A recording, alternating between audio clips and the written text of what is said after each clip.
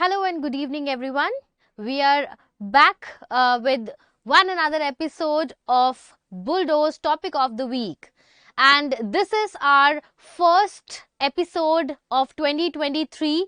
It is a new year. I'm sure you all have, you all have made some New Year resolutions. You are planning to travel, to work, to get into your dream college or maybe getting your dream job. So all of you might have a list of to-dos in the year 2023.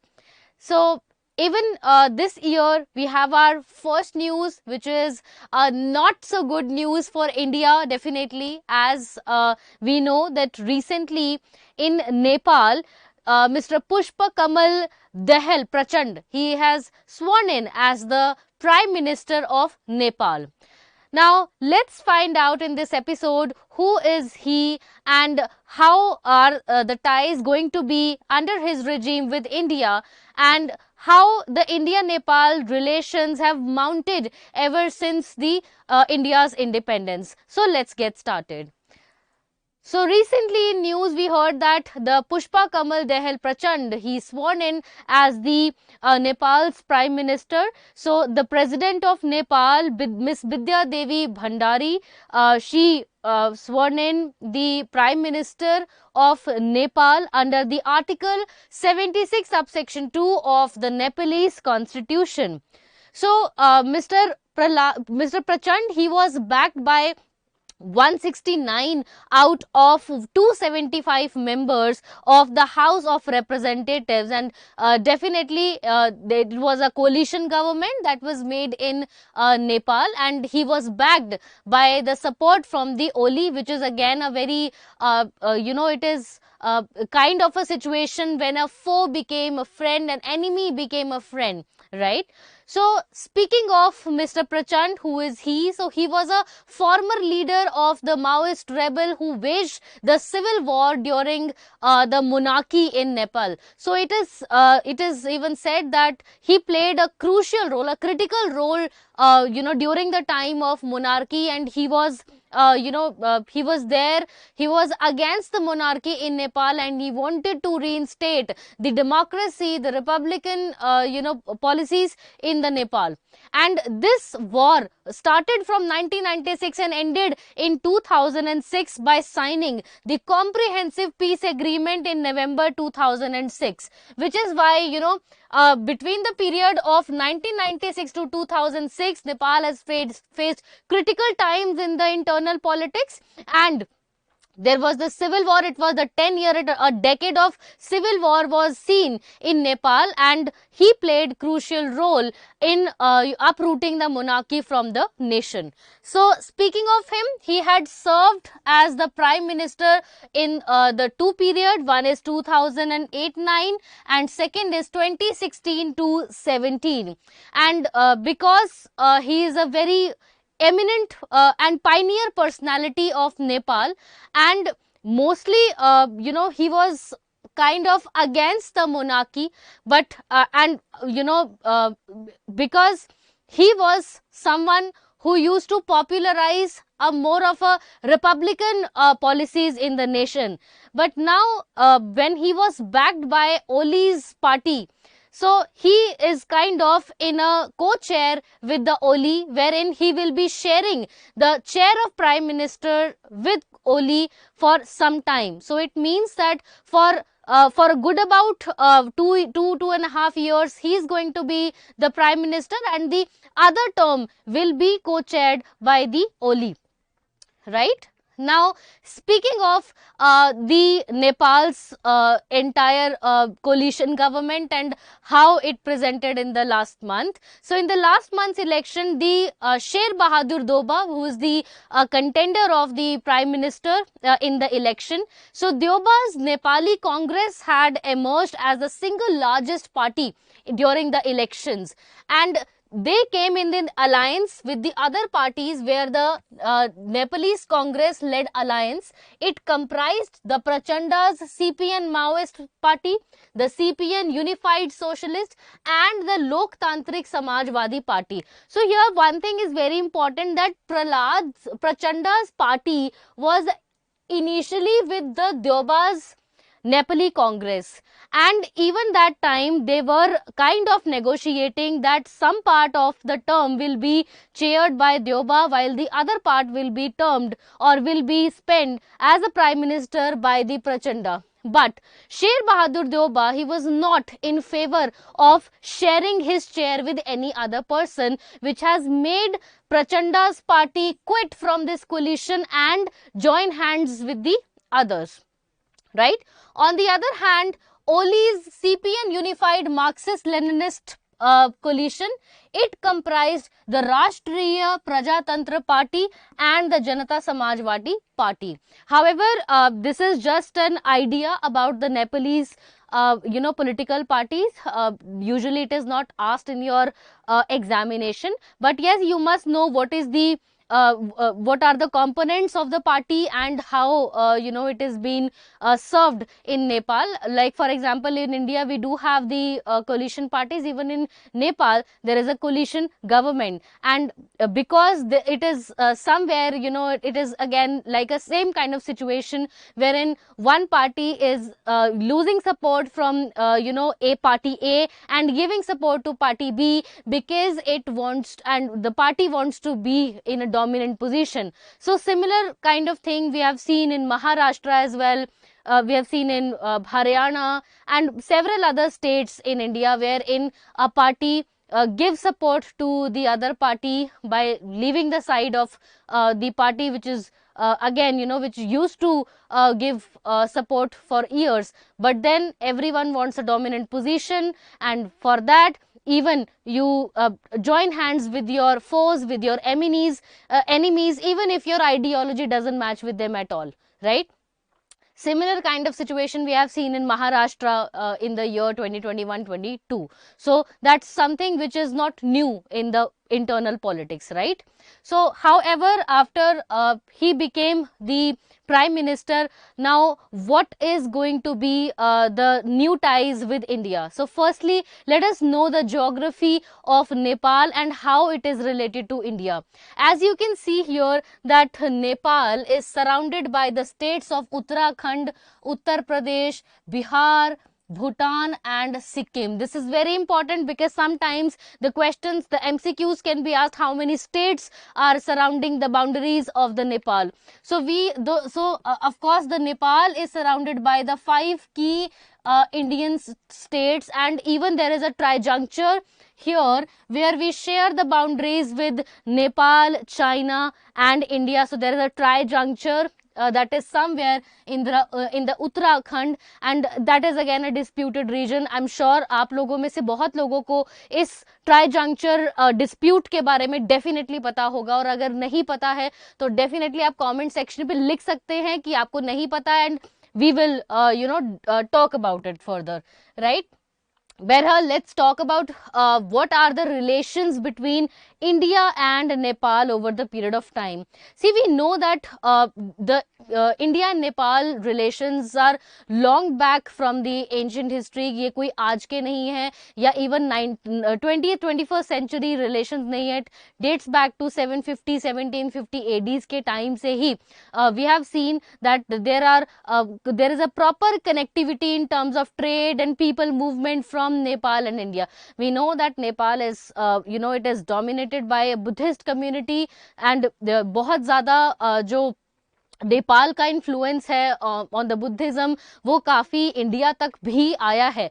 And even you have seen that in most of the states and even India में Nepalese citizens को कहीं ना कहीं reservation भी मिलता है. So we have given a lot of preference to Nepal even in terms of jobs, in terms of reservations, admission process, everywhere हमने नेपाल को एक बहुत ही king treatment we have given to all the citizens of Nepal. However, we know that Nepal के कुछ internal ethnic कुछ conflicts हैं, जिसकी वजह से कहीं ना कहीं Nepal has not been very happy with India. For example जो सदर्न नेपाल के कुछ ऐसी एथनिक ट्राइब्स हैं which are believed that they do not belong from the core Nepal communities, and they were the migrants from India. So there had been some of the traces of human rights violations with them, and India has always tried to support them in a way that India has pushed the Nepalese government to give the human rights to them, to provide them fundamental rights, give them status, give them reservations. And even because of it, most of the times Indian government has been blamed to of course to interfere in the internal matters of Nepal. So even India has signed the Treaty of Friendship in 1950, which had given an edge to India in supplying the military equipments. Not only military equipments, rather there are many other things: security, connectivity, supply of arms. Even Nepal is dependent on the food items as well. So there are many things. India is definitely having a favorable balance of trade with Nepal, and India had good relations prior to 2015. It was only after 2015-16 that during the time of KP Oli that India was blamed to be interfering in the constitution framing or in the internal policy making of Nepal. So it was when that the India has kind of tried to steadfast or tried to stay back where it is, rather not pulling back or stepping forward. India stood there, and it actually helped the Nepal even during the time of the crisis, COVID-19 pandemic. Also, we provided vaccines to Nepal, and lot of other benefits, reliefs also we have been providing to to this nation, be it the natural calamities, be it the defense cooperation, any humanitarian assistance, be it the trade and economy. So we have a positive relations with Nepal. However, when we talk about the geopolitics, so we have, as I had mentioned, that we know there is the presence and a close presence of China via Tibet. And even China considers Tibet as a palm and China as one of its fingers, which means that China still considers that Nepal, Sikkim, Arunachal Pradesh, these are the part of China and must be encroached and snatched in the international boundaries. However, because China's hands are quite bound, and China over the period of time has tried to encroach in the boundaries, in the areas of Nepal. Since 2015, since the KP Olis, as again KP Olis is of a communist mindset, his ideologies are more or less quite similar to the communism, which is quite matching with the Chinese ideology as well. So they have started matching their fingers, and now even they are closing their ties in terms of policies as well.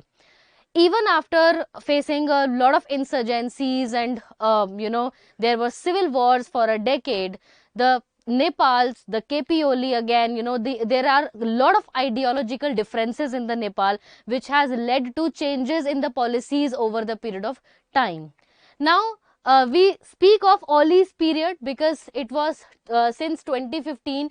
हमारे लिए 2015 एक reference year है जो कि बहुत important है, as during this time KP Oli came into the scenario as the prime minister of Nepal, and here BJP Narendra Modi ji, he was serving as the prime minister. Now we know that Modi ji's ideology is bit different, and ye communism में believe रखते हैं. So the leftist forces somewhere they aligned at that time. So even there was a strategic partnership of cooperation was signed between China and Nepal during that time in the advent of the Belt Road Initiative. Now I'm sure you all know what is Belt Road Initiative. ये एक ऐसा initiative है जिसमें हर तरह की connectivity provide कराई जाएगी to all the countries. There will be establishment of course, development of infrastructure, ये पंच किया है चाइना ने बहुत सारे नेशंस में कि कनेक्टिविटी इंप्रूव होगा, इंफ्रास्ट्रक्चर इंप्रूव होगा, there will be a smooth flow of goods and services in all the countries. But BRI was strongly opposed by India. India ने इसे strongly oppose किया है. Rather, all the Central Asian nations are in favor of China for the BRI except India. Right? So even Nepal is also favoring the BRI under the Oli's government, under the Oli's regime, which is again unlikely for India, right? However, China being China, so in June 2020, even a survey was conducted in Nepal, which which actually found out that there are some areas, it is nearly 33 acres of the area. There are 10 places in Nepal which are being already encroached by the China, and there the Chinese villages are being placed, they are being set up basically. So it's like, you know, China usually it's by habit, you know, China क्या करता है, China हर जगह पे अपने छोटे छोटे you know tents या फिर छोटे छोटे विलेजेस वहां पर सेटअप करना शुरू कर देता है, जहां से एक उसका सेंटर बन जाता है एक्सपेंशन का. सिमिलरली चाइना ने यही किया है नेपाल के इनलैंड्स में. Even China is trying to divert the flow of rivers also to increase the territory. So there is a dispute in between the India, Nepal and China, as जब भी boundary commissions या फिर हमारे नदरन यू नो बाउंड्रीज में there are lot of rivers as we know, and हमारी mostly जितनी भी boundaries हैं वो रिवर से ही डिमार्केट है. सो जब भी रिवर्स का फ्लो चेंज होता है, उतना जो पोर्शन है वो किसी भी नेशन से कट जाता है, because ultimately our boundary line was the river flow. So even the China, it always tries to divert the flow of river to of course अपनी territories भी बढ़ाने के लिए, and again you know क्योंकि boundary commissions के on papers में ये लिखा है कि this river flow is the boundary line. So जैसे जैसे वो रिवर फ्लो डाइवर्ट होती रहेगी, उतना उतना एरिया चाइना के अंडर आता रहेगा, right? And even the recent reports also reveal that the contract for a key expressway near the Nepal's border with India has been awarded to the Chinese company named as the First Highway Engineering. So ये बहुत surprising, rather shocking था ये हमारे लिए, because India से AFCON infrastructure company ने भी ये tender fill किया था, and India's infrastructure company was more competent than the Chinese company in terms of making such you know critical highways, if critical expressways if I may say. So इतने critical infrastructure को create करने के लिए किसी you know एक new कमर company को ये tender दे दिया गया. अगेन ये एक बैकडोर एंट्री थी, जिसकी वजह से ये सस्पेक्टेड है कि इस तरह की डील्स को इंडिया से लेकर चाइना को देना, this is another you know one sign for India that Nepal अपनी आइडियोलॉजी के साथ साथ अपनी जो इंफ्रास्ट्रक्चर बिल्डिंग है that is also giving in the hands of China. जो कि पॉसिबली ऐसा हो सकता है कि आज Nepal is feeling that okay China is being friend with them, but we have case studies of Somalia and many other nations that have again that have mentioned कि China का जो BRI है वो एक डेट ट्रैप है, and there is a full long case study on it that how BRI initiative of China is nothing but a debt trap to basically confiscate the internal political powers of any nation. So if you haven't read about the BRI and its debt trap, how it actually punches puncture the internal politics, please do read about it, right? So this was a brief about the China and Nepal, like you know we have mentioned. So even Mr. Prachand, he is of the communist background, so not communist background, I'm sorry. So he again, you know, he is coming from a different ideology. However, Mr. Oli is from the different ideology. So while they have decided to come together and co-chair the seat of Prime Minister, let's see that how successful they can be in deciding it, because ultimately they wanted to be the Prime Minister minister, they wanted to be at the dominant position, लेकिन उनकी ideology में कहीं ना कहीं difference है, and कहीं उस ideology के डिफरेंसेस की वजह से इंडिया को एक बैकलैश ना फेस करने को मिले, because later this year, like early in 2022, when Prachand, he was inviting, he actually wanted to visit our prime minister, but somehow our prime minister, he avoided meeting him, he avoided visiting him during that time. But now, after he being the prime minister, our prime minister was the first foreign prime minister to welcome him, to again to congratulate him that he has become the prime minister of a neighboring nation, and that too ऐसे India की neighboring nation जो कि एक landlocked neighboring nation है हमारे लिए, नेपाल, क्योंकि एक even because of the geopolitics, because of its location, हमारे लिए बहुत important है, and अगर ये हमारे फेवर में रहेगी तो ये कहीं ना कहीं चाइनीज proximity से दूर रहेगी, and Nepal act as a buffer country for us. We all know that, right? Tibet is already in hands of China, and we cannot afford to lose Nepal. Even the proximity to Nepal, we cannot afford to lose that. So right now it is the time to basically upscale our 1950s treaty of friendship. There had been several rounds of meeting as well on that we need to upscale it, bring some modern times changes in this agreement, and try to rebuild the treaty of friendship. And we also must focus on the bilateral investment promotion and protection agreement, which was signed between India and Nepal. So Indian government must definitely during this time, especially when we know that the tables have turned now, and we need to be more focused on China. However, there had been several round of assistance to Nepal right from 2016 till 2023 now, and lot of assistance, humanitarian assistance has also been provided there. But still, we need to be putting more focus on our activities across the borders, especially to the Nepal. So there are some of the key challenges which I see that India must not jump onto. For example, we have a territorial dispute, and as we know, there are three key areas we have disputes with. One is the Kala Pani, then second is Limpia Dhura, and third is Lipu Lake. So these three areas where we have the territorial dispute, so we must try to get a grip onto it. As we of course during the time of Oli एक incident था जिसने थोड़ा सा India का एक trust shake किया था with Nepal. When Oli has released, during the Oli's regime, the map of Nepal was released, जिसने काफी एक controversy create की थी, as they had considered Kala Pani as the part of Nepal, जबकि Kala Pani is not the part of Nepal. So वहां से ये controversy rise हुई, एंड वो एक अनरिजॉल्व्ड कंट्रोवर्सी है, एक अनरिजॉल्व्ड डिस्प्यूट है, जो कि even at the international levels it has gone up. But again because जो ट्रीटी है, जो बाउंड्री कमीशंस हैं, वो रिवर को के कोर्स को ही बाउंड्री मानती हैं. So again the dispute it stage still there.